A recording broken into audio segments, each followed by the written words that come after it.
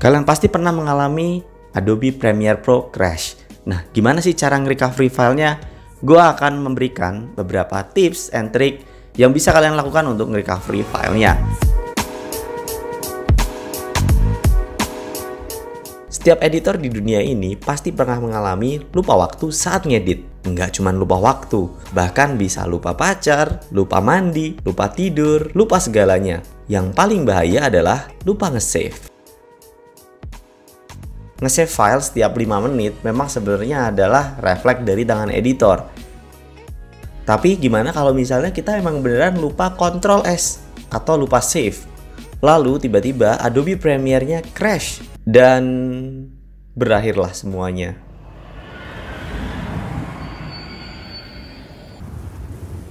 There was no other way. Nah, di episode kali ini gue akan sharing gimana sih supaya kalian tetap bisa ngambil file yang misalnya Premiere-nya udah crash. Pertama-tama kita harus tahu dulu di mana kita meletakkan project autosave kita. Cara ngeceknya adalah dengan cara klik File, Project Settings, klik General atau Scratch Disk, pilih Scratch Disk. Nah, disinilah kalian bisa ngeliat di mana project autosave kalian berada. Misalnya same as project, berarti kira-kira lokasinya adalah di Document, kemudian Adobe, kalian buka Adobe Premiere Pro Autosave. Nah, kalau misalnya kalian udah terlalu sering autosave, maka dia akan masuk ke autosave yang paling dalam. Kalian bisa cari project autosave kalian di situ.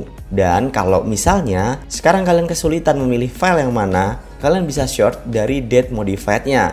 Jadi kalian tahu mana yang terakhir filenya dibuka. Misalnya di sini ada PJJ Ads banyak banget. Nah, gue bisa pilih salah satu aja yang paling deket. Angkanya nggak ngaruh ya, pokoknya yang paling terakhir. Kalau misalnya filenya damage dan nggak bisa dibuka lagi, itu banyak banget kasusnya.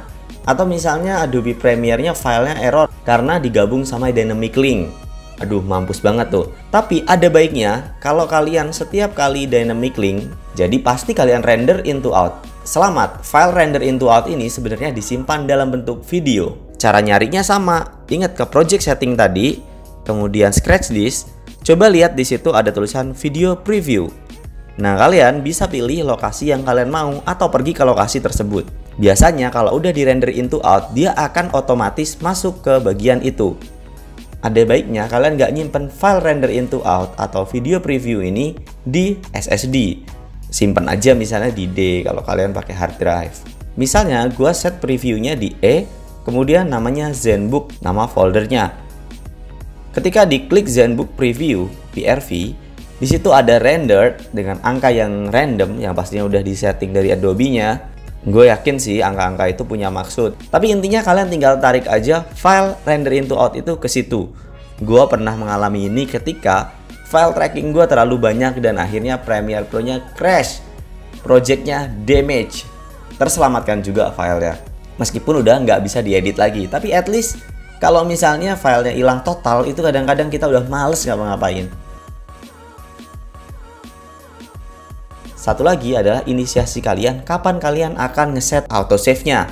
Nah, caranya adalah kalian klik Edit, Preferences, kalian klik General, cari Autosave. Nah, di sini akan ada automatically save every. Artinya, kalian mau save setiap berapa menit? Usahain ya 10-15 menit. Kalau laptop kalian jarang nge-lag, mendingan 10 menit. Tapi kalau laptop kalian sedang, 15 menit. Karena kadang-kadang save-nya itu agak mengganggu gitu ya. Ya memang sih nggak semua file yang udah hilang bisa diselamatin. Tapi at least kalau kalian bisa berinisiasi seperti ini dan bisa ngelakuin tahap recovery ini, lumayan, filenya terselamatkan. Oke, thank you for watching. Dan bagiin teman kalian yang lagi bersedih hati, karena biasanya orang yang udah kena masalah ini bakalan emosi dan bakar laptop mereka. Thank you for watching and always out of the box.